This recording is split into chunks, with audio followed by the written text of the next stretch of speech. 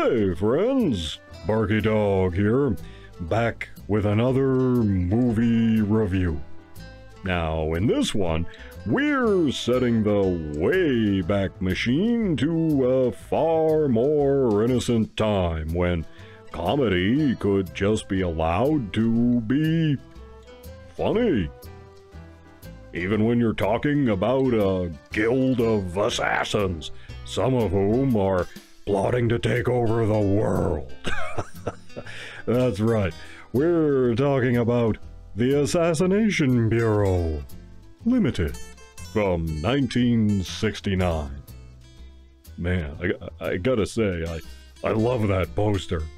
This film is based on an unfinished work by Jack London, and the book was written as a serious adventure novel. But that's not this movie, no. The movie is played as a tongue-in-cheek comedy, and the story goes like this. The year is approximately 1914, and there exists a secret society, a cosmopolitan international guild of assassins, known as the Assassination Bureau. This league was originally formed to take out bad guys and dictators and others who kinda deserved it. That was the idea, but they have a problem. Over time, they've become more about making money than their nobler calling, and some members are even plotting the overthrow of the entire civilized world. Enter Diana Rigg. She aspires to be a journalist for a major London newspaper, something unheard of at the time. She has tracked down information revealing the existence of the Assassination Bureau and wants to write up the story for the paper. She even makes an appointment to meet the chairman of the group and offer a commission. But unbeknownst to her, the owner of the paper, Telly Savalas, is himself a member of the Bureau. He gives her the assignment, and if she can pull it off, he'll hire her on as a proper journalist. Rigg meets with Oliver Reed and places before him a commission for the Bureau to assassinate himself. Displeased with the mercenary leanings of the Bureau members, he accepts, and this sets in motion a chase across Europe as Reed and the other assassins try to bump each other off.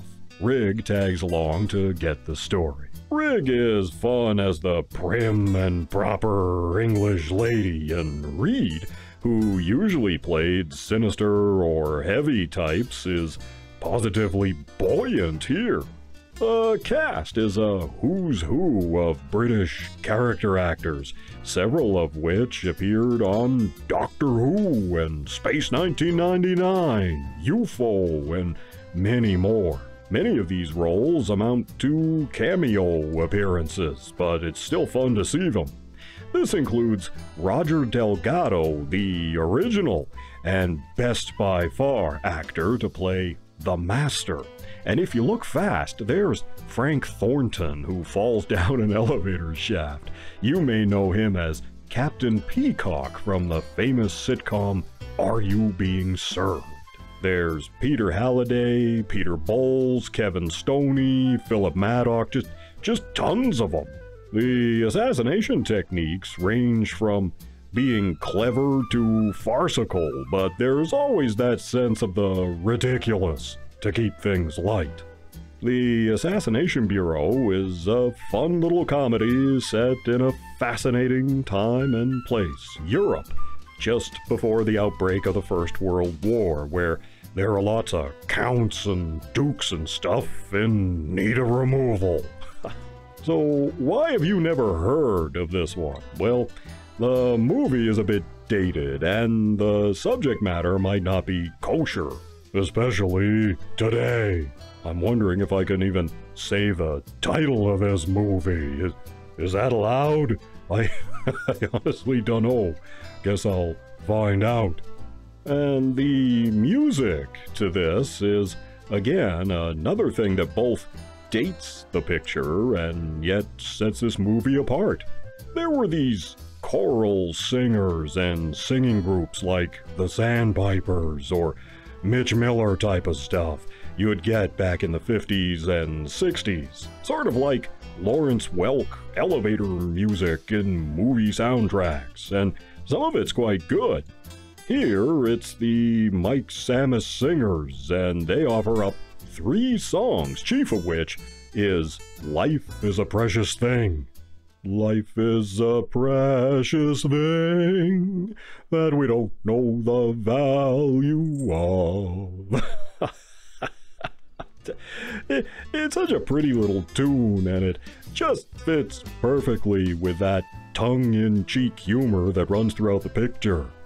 But sadly, not is all perfect in cinema land. No. This picture is not without its issues.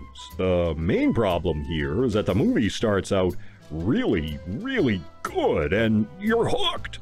But then for some reason it just runs out of steam. I'd say about, 2/3 of the way in.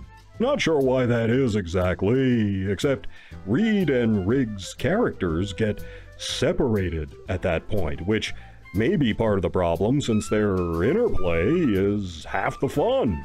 And then there are the effects. Now, bad match shots have been an issue that plagued Hollywood until the digital era. Even the 10 Commandments had some notoriously bad match shots in it, not to mention the Rancor in Return of the Jedi.